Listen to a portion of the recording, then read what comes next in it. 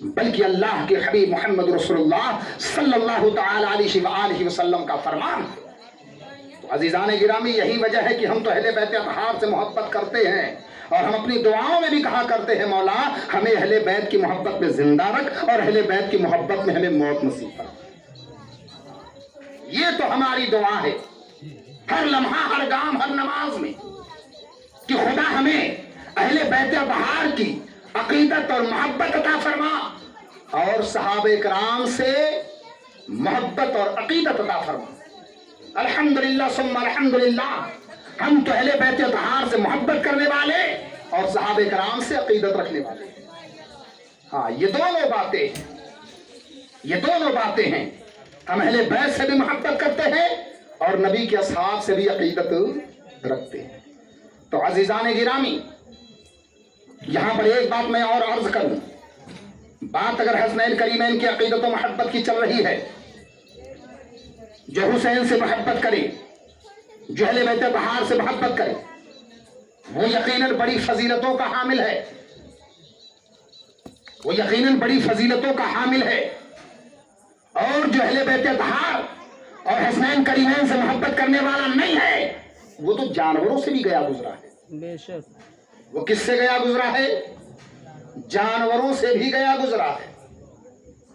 پالتو جانور جنگلی جانوروں سے بھی گیا گزرا ہے۔ اگر اجازت ہو تو بات کا خلاصہ کر دوں، سننا چاہیں گے؟ مچل کر کہہ دے سبحان اللہ۔ حضرت محمد الدین نعیمی ارشاد فرماتے ہیں کہ اللہ کے نبی علیہ السلام مدینہ منورہ میں صبح کے وقت بیٹھے ہوئے ہیں، صحابہ کرام کا مجمع لگا ہوا ہے، جناب حضرت ابوبکر صدیق رضی اللہ تعالی عنہ، حضرت سیدنا عمر ابن خطاب رضی اللہ تعالی عنہ، حضرت عثمان ابن عفان رضی اللہ تعالی عنہ، حضرت مولا مرتضی شیر خدا رضی اللہ تعالی عنہ، غرض کی بڑے بڑے اکابر صحابہ مجمع مصطفیٰ میں بیٹھے ہوئے ہیں، حضور کے مجمع میں بیٹھے ہوئے ہیں اور سب حضور کی زیارت کر رہے ہیں، مصطفیٰ کریم کی باتوں کو سن رہے ہیں۔ عزیزان گرامی، صبح کا وقت تھا، سارے صحابہ بیٹھ کر حضور کی باتوں کو سن رہے ہیں کہ ایک بڑے ہی غریب دیہاتی صحابی آئے، ایک چادر اوڑھے ہوئے ہیں، بارگاہ مصطفیٰ میں حاضر ہوئے، آنکھوں میں آنسو ہے، روتے ہوئے عرض کرتے ہیں آقا میں آپ کا اتنا غریب صحابی ہوں کہ میں نے آج تک آپ کی خدمت میں کوئی تحفہ پیش نہیں کیا۔ آقا آج میں ایک چھوٹا سا تحفہ لے کر کے آیا ہوں اور میں یہ چاہتا ہوں کہ آپ اس تحفے کو قبول فرما لیں۔ اور میرے نبی علیہ السلام کی عادت ہے، اگر کوئی بھی تحفہ پیش کیا کرتا تھا حضور بصر و چشم قبول کر لیتے تھے، نبی اکرم صلی اللہ علیہ وسلم قبول فرما لیتے تھے۔ اور حضور نے تحفہ قبول کرنے کا حکم بھی دیا ہے کہ اگر تمہیں کوئی، حضور کے حدیث کا مفہوم ہے کہ اگر تمہیں کوئی تحفہ پیش کرے اسے قبول کر لیا کرو، حتیٰ کہ وہ عطر کی ایک شیشی ہی کیوں۔ مطلب اگر کوئی آپ کو بطور تحفہ کچھ بھی پیش کیا کرے اسے قبول کر لیا کرے، منہ بنا کر یہ نہ کہا کرے دینا تھا تو بس یہ ایک عطر کی شیشی تھی، یہ نہیں کہ اور دوسری چیزیں دے دی ہوتی، بڑی اچھی اچھی اور قیمتی چیزیں دی ہوتی۔ نہیں جی، جو طلب کر لیا جائے، مانگ لیا جائے اسے تحفہ نہیں کہتے ہیں۔ تحفہ تو وہ شے ہے کہ آدمی اپنی خوشی سے جو بھی دے آپ اسے قبول کر دیں۔ تو وہ غریب صحابی بارگاہ مصطفیٰ میں حاضر کہنے لگے آقا میں نے آج تک آپ کی خدمت میں کوئی تحفہ پیش نہیں کیا، آقا آج میں ایک معمولی سا تحفہ لے کر کے آیا ہوں اور میں یہ چاہ رہا ہوں کہ آپ اسے قبول فرما لیں۔ پیغمبر اعظم علیہ السلام نے ارشاد فرمایا دے دو آپ۔ اور صحابی رسول نے جب اپنی چادر کو ہٹائی ہے تو ان کی چادر کے اندر سے ایک ہرنی کا چھوٹا سا بچہ نکلتا ہے۔ کیا نکلتا ہے؟ ہرنی کا چھوٹا سا بچہ نکلا۔ انہوں نے حضور کے دست مقدس میں رکھ دیا، کہا آقا میری جانب سے یہ حقیر سا تحفہ ہے۔ میرے آقا کریم علیہ السلام نے قبول فرما لیا، اور قبول فرمانے کے بعد میرے آقا نے دیکھا کہ قریب ہی میں حضرت امام حسن بیٹھے ہوئے ہیں، حضرت امام حسن کا بچپنا ہے۔ پیغمبر اعظم نے وہ ہرنی کا بچہ حضرت حسن کو دے دیا کہ لو اور لے جا کر آپ اسے کھیلو۔ حضرت امام حسن اس ہرنی کے بچے کو لیتے ہیں اور لے کر مسجد نبوی سے باہر نکل کر گلی کے اندر کھیل رہے ہیں۔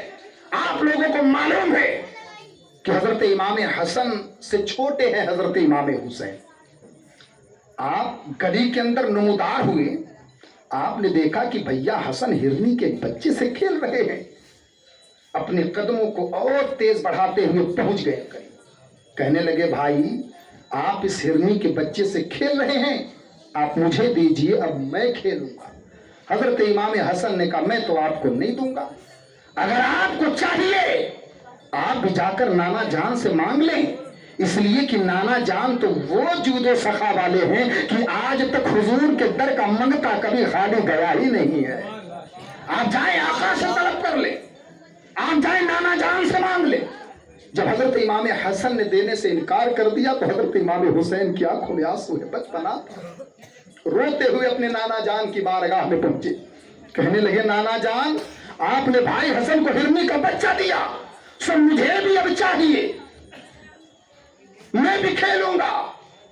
जब उन्होंने अर्ज किया आका मुझे भी चाहिए, चूंकि हिरनी का बच्चा एक ही था, जब हजरत इमाम हुसैन ने हिरनी के बच्चे को तलब किया तो यकीन जानो कि हुजूर नबी अकरम सल्लल्लाहु अलैहि वसल्लम को कितना प्यार आया होगा हजरत हुसैन के ऊपर। लेकिन नबी अकरम अलैहिस्सलाम को यह भी मालूम है कि हिरनी का एक ही बच्चा था जो कि हसन को दे दिया गया है, और अब हजरत हुसैन को क्या दिया जाए।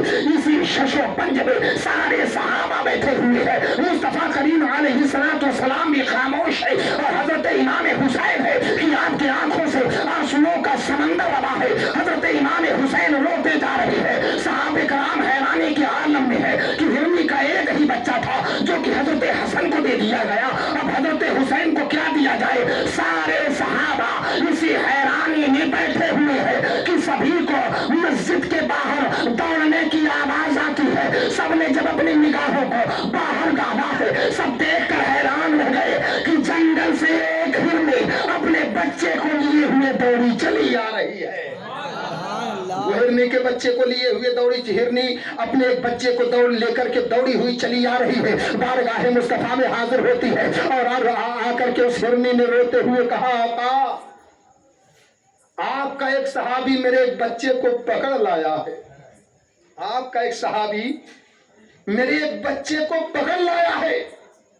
अब आप लोग सोच रहे होंगे वो हिरनी इसलिए आई थी कि आका आप हमें हमारा बच्चा वापिस कर दें, इसलिए कि मेरे आका की बारगाह में तो सारे हैवान और जानवर भी अपनी फरियाद लेकर के आया करते थे, सारे जानवर चरिंदों परिंद भी बारगाह मुस्तफा में हाजिर होकर अपनी फरियाद रसी चाहा करते थे। वो हिरनी भी आई, आकर कहती है आका कि आका मेरे बच्चे को आपका एक सहाबी पकड़ लाया।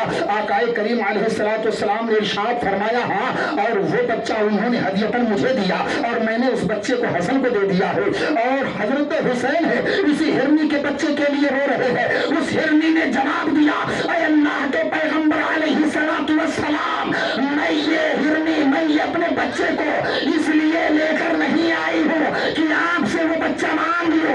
आका मैं अपने बच्चे को इसलिए लेकर के आई हूँ कि मेरे पास ये दो बच्चे, एक बच्चा आपका सहाबी लेकर चला आया और दूसरा बच्चा मैं खुद लेकर के आई हूँ।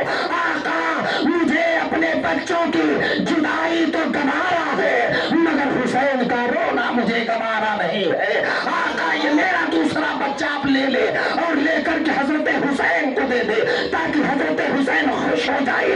आका मैं अपने बच्चों के गम में, अपने बच्चों की जुदाई में अपनी उम्र तो गुजार सकती हूँ मगर हुसैन की आंखों में आंसू हो ये मुझे गवारा नहीं है।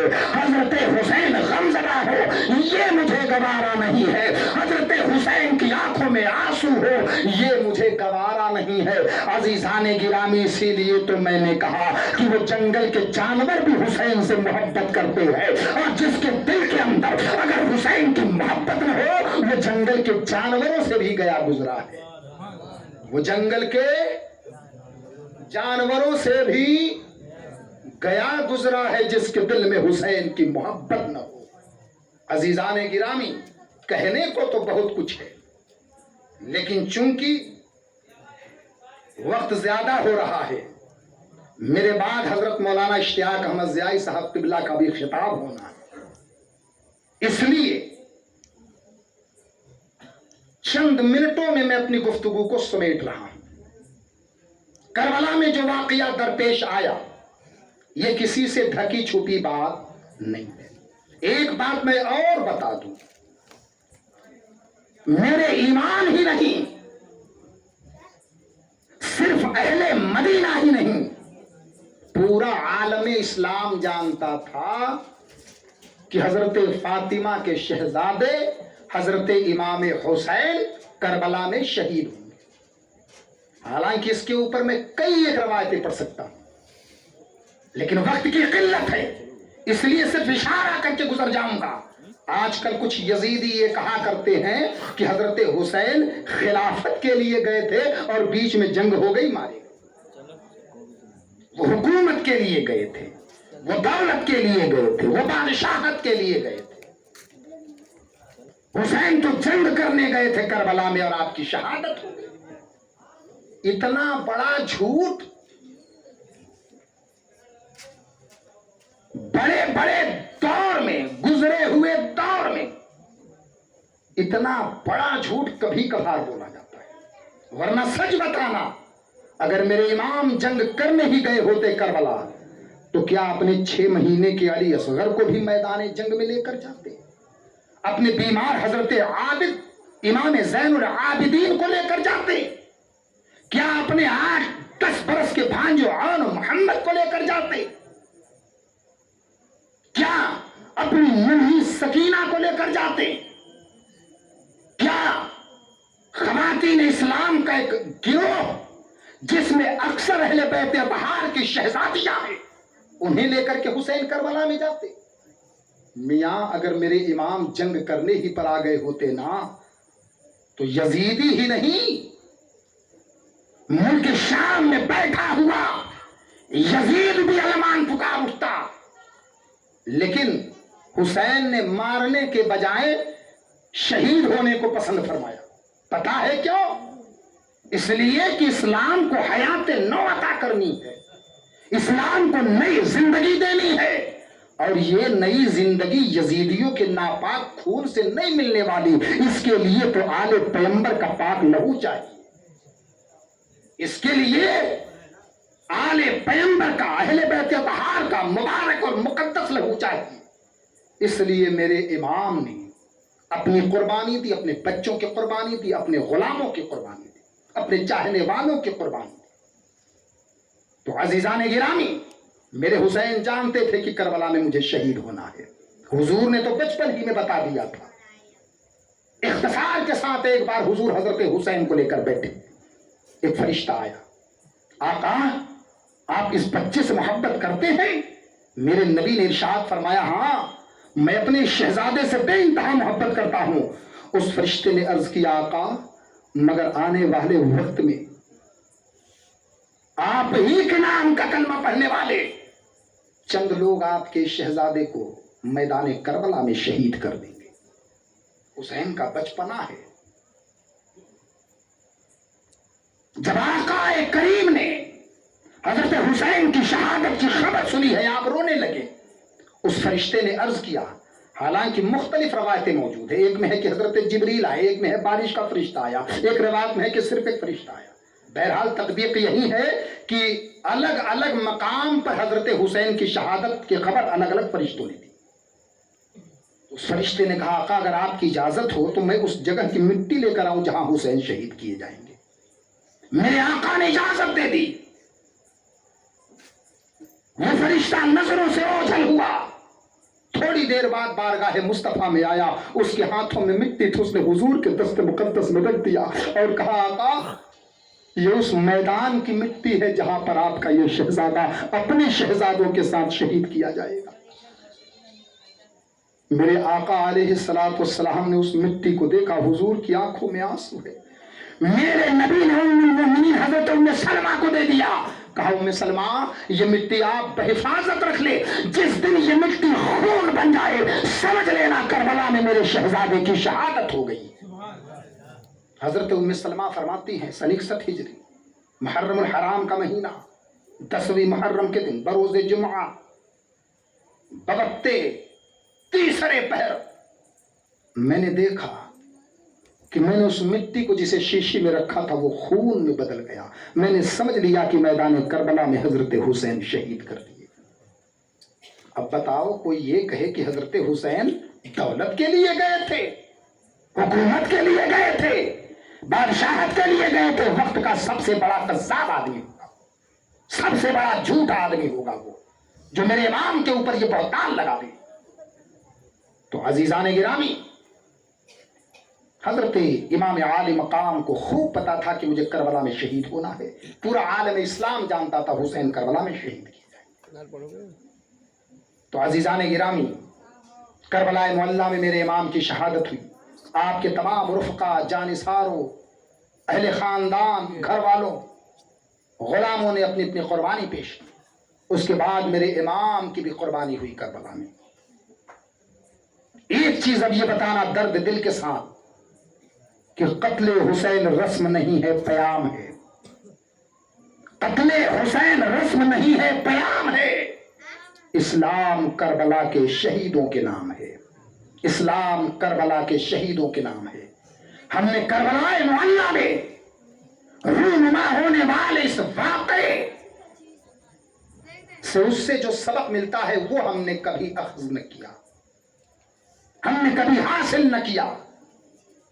ہم نے کبھی کربلا کے واقعے سے یہ سبق نہ لیا کہ میرے امام کا پیغام کربلا میں ہے کیا. بس ہم رسم و رواج میں الجھ کر رہ گئے. ہم نے محرم الحرام کو شہادت کا مہینہ نہیں بلکہ رسم و رواج کا مہینہ بنا دیا. عجیب عجیب رسم و رواج پائے جاتے ہیں. تو عزیزان گرامی, بس میں چند باتیں یہ عرض کروں گا کہ اگر ہم اور آپ حسینی ہونے کے دعوے دار ہیں تو میرے امام کا آخری پیغام تو یہی ہے کہ نماز کا وقت آ جائے, سروں پر بھلے ہی تلوار لٹکتی ہو لیکن رب کی بارگاہ میں سجدہ کر لینا. یہ میرے امام کا پیغام ہے. لیکن ہم نے تو ان پیغام کو پس پشت ڈال دیا. میرے امام کا پیغام یہ ہے, گردن کٹی ہوئی ہے میرے امام کی, نیزے پر یزیدیوں نے چڑھا دیا ہے, باوجود اس کے میرا امام قرآن کی تلاوت کر رہا ہے. لیکن ہم وہ ہیں کہ ہمارے گھروں میں قرآن کے اوپر مکڑیوں نے جالے تن دیے ہیں. ہمارے گھروں میں قرآن کے اوپر سارے گھر کا گرد و غبار جمع ہو گیا ہے. ہمیں کبھی توفیق نہیں ملتی کہ ہم قرآن کی تلاوت کریں, اور کہتے ہیں کہ ہم سب سے سچے پکے اور اچھے حسینی ہیں. حسینی برسرے دار قرآن پڑھنے والا ہوتا ہے. حسینی نیزے کی نوک پر قرآن کی تلاوت کرنے والا ہوتا ہے. حسینی سروں پر تلوار لٹکتی ہو پھر بھی سجدہ کرنے والا ہوتا ہے. حسینی وہ ہوتا ہے کہ سامنے باطل کتنا ہی زور و جبر کے ساتھ آ جائے لیکن حسینی عزم لے کر کے اس کے سامنے حق و صداقت کی حفاظت میں کھڑا ہو جانا, یہ حسینیت ہے. لیکن ہم تو وہ ہیں, ہم نے باطل سے سمجھوتا کر لیا, ہم نے باطل سے سمجھوتا کر لیا اور کہتے ہیں ہم حسینی ہیں. ہم نے نمازوں کی قضا کر دی, ہم کہتے ہیں ہم حسینی ہیں. ہم کبھی قرآن نہیں پڑھتے, ہم نے کہا ہم حسینی ہیں. یہ ہے ہماری اور آپ کی طرز زندگی. سچ بتانا, بے نمازی حسینی ہو سکتا ہے؟ سچ بتانا, حسین کی شہادت کو صرف رسم و رواج تک محدود کر دینے والا اصل حسینی ہو سکتا ہے؟ جواب آپ دیں. قرآن کو کبھی نہ پڑھنے والا, کیا یہ حسینی ہو سکتا ہے سچا, جسے پڑھنے آتا ہو مگر قرآن گھر کے تاپ پر رکھ کر یوں ہی گرد و غبار میں ملبس ہونے کے لیے چھوڑ دے؟ عزیزان گرامی, اگر صرف کربلا معلیٰ میں 10ویں محرم کے دن ہونے والے تمام واقعات کا پس منظر بیان کر دیا جائے تو میں صرف ایک بات یہ عرض کروں گا, اگر اسلام کو سمجھنا چاہتے ہو تو کربلا کو سمجھو. کربلا کو سمجھ لو گے, اسلام سمجھ میں آ جائے گا. ہاں, کربلا کو سمجھ لو گے, اسلام سمجھ میں آ جائے گا. اسلام اگر سمجھو گے تو کربلا سمجھ میں آ جائے گا. لیکن ہمیں اور آپ کو بس رسم و رواج سے غرض ہے, بس رسم و رواج سے غرض ہے کہ حسین آج بھی تنہا ہے کربلا کی طرح. ہم اپنے نعروں سے, اپنی زبانوں سے حسین کی حمایت بھلے کرتے ہیں, لیکن اگر کردار کے اعتبار سے دیکھا جائے, اعمال کے اعتبار سے دیکھا جائے कल भी हुसैन करबला में तन्हा था, आज भी मेरे इमाम करबला में तन्हा। हक की हिमायत में हम खड़े नहीं हो सकते, सदाकत के तहफ़्फ़ुज़ में हम खड़े नहीं हो सकते, नमाजों की पाबंदी में हम खड़े नहीं हो सकते, शरीयत की पासदारी में हम खड़े नहीं हो सकते, बावजूद इसके सच्चे हुसैनी होने के दावेदार हैं। अजीजाने गिरामी, कौन सा वो सबक है जो करबला में हमें न मिला हो, लेकिन हमने अपनी आंखें बंद कर ली, सिर्फ मुहर्रम को, सिर्फ करबला को रस्म रिवाज तक महदूद रखा।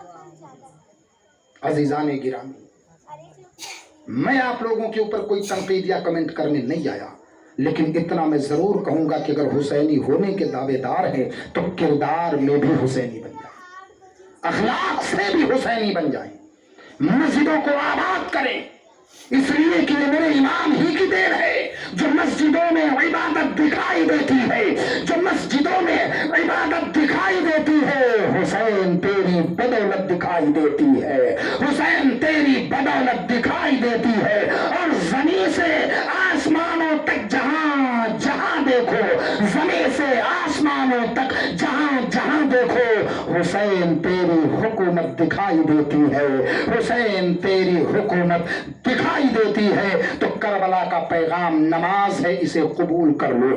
करबला का पैगाम कुरान का तहफ़्फ़ुज़ है, इसे कबूल कर लो। करबला का पैगाम हक की हिमायत में खड़ा होना है, ये कबूल कर लो। करबला का पैगाम जालिम के जुल्म के खिलाफ नबरत आजमा होना है, ये कबूल कर लो। करबला का पैगाम यजीदियत के खिलाफ खड़े होकर हक के परचम को सर बुलंद करना, ये है, इसे कबूल कर लो। तो अजीजाने गिरामी, हमें चाहिए हम अपनी ज़बान से भी हुसैनी बने, अपने आमाल से भी हुसैनी बने, अपने दिल से भी हुसैनी बने, अपने किरदार से भी हुसैनी बने, कि कत्ले हुसैन असल में कत्ले हुसैन असल में मर गए यजीद है, इस्लाम जिंदा होता है हर करबला के बाद, इस्लाम जिंदा होता है हर करबला के बाद। यहाँ पर मैं एक और बात बता करके गुजरूंगा, मेरे जहन में अभी को वो बात आ गई। वो बात ये है कि आज मुसलमानों के यहाँ अक्सर ये बातें पाई जाती है कि शादी ब्याह के मौके पर उनके यहाँ गैर मुस्लिमों की तरह नाच गाना बजाना तमाशा ये सारी चीजें होती हैं। तौबा कर ले आप इस फ़िअल कबीह से, तौबा कर ले आप इस नाजायज और हराम काम से, वरना अक्सर मुसलमानों की हालत होती है इसी मिंबर पर बैठकर नबी की नात पढ़ी जाती है, इसी मिंबर पर बैठकर हुजूर की हदीस सुनाई जाती है, इसी मिंबर पर बैठकर कुरान की तिलावत की जाती है, और यहाँ पर नूरानी मजलिस जो ही खत्म होती है, मोहल्ले के चंद औबाश लौंडे आ जाते हैं और आकर उसी मिंबर के ऊपर, जिसे मिंबर घंटों तक कहा गया, उसी के ऊपर खड़े होकर नाचना गाना बजाना शुरू करते। शर्म से पानी पानी हो जाओ, शर्म और हया से डूब मरो कि जिसे आपने नबी के जिक्र के लिए लगाया था, जिक्र खत्म होने के बाद उसी पर शैतान को राजी और खुश करने वाला काम आप शुरू कर देते। अगर दिल के अंदर जरा भी हया मौजूद हो, अगर गैरत का जर्रा बराबर आपके दिलों के अंदर मौजूद हो, तो तौबा कर ले, नाचने गाने बजाने इन चीजों से सच्ची तौबा करें। और ये मत सोचना मौलाना साहब कह रहे हैं कहकर चले जाएंगे, उन्हें क्या पता हम नाचेंगे कि नहीं नाचेंगे, हम गाएंगे बजाएंगे कि नहीं गाएंगे बजाएंगे। सच बताना, एक लम्हे में आपको अमेरिका और इंग्लैंड की खबर मिल सकती है, मुझे क्या 25 किलोमीटर दूर इसकी खबर नहीं मिल पाई। तो अजीजाने गिरामी, ये बात समझ लें आप, नाचना गाना बजाना हरगिज हरगिज नहीं होना चाहिए। और मैं बिलखुसूस साहिबे खाना से कहूंगा, जनाब असलम भाई से, अगर वो मेरी आवाज सुन रहे हो, इसके ऊपर सख्ती से पाबंदी लगाएंगे। हाँ, इसके ऊपर सख्ती से पाबंदी लगाएंगे। अगर वो ये चाहते हो कि आइंदा हम लोगों की हाजिरी हो तो, वरना अगर इन्हें पसंद हो ये बात कि मौलाना लोग जाए भाड़ में, हम तो अपने बच्चों से नचवाएंगे गवाएंगे बजाएंगे, फिर मर्जी उनकी, پھر مرضی ان کی. تو عزیزان گرامی ایک بات یہ سمجھ لے بڑی توجہ کے ساتھ, ایسے غلط اور گناہ اور حرام کے کام ہرگز نہیں ہونے چاہیے, ہرگز نہیں ہونے چاہیے. اللہ تعالی ہمیں اور آپ کو شہدائے کربلا کے تبسم سے دین متین کی خدمت کرنے کی توفیق عطا فرمائے, سنت و شریعت کی پابندی کرنے کی توفیق عطا فرمائے, کربلا معلی سے اس کا سبق حاصل کرنے اور اسے اپنی زندگی میں اتارنے کی توفیق عطا فرمائے. اے کربلا کی خاک, اس احسان کو نہ بھول, تڑپی ہے تجھ پہ لاش جگر گوشہ بطول, مظلوم کے لہو سے تیری پیاس بجھ گئی, سیراب کر گیا تجھے خون رگ رسول, تجھے خون رگ رسول. وآخر الدعوانا الحمد للہ رب العالمین. السلام علیکم ورحمۃ اللہ وبرکاتہ.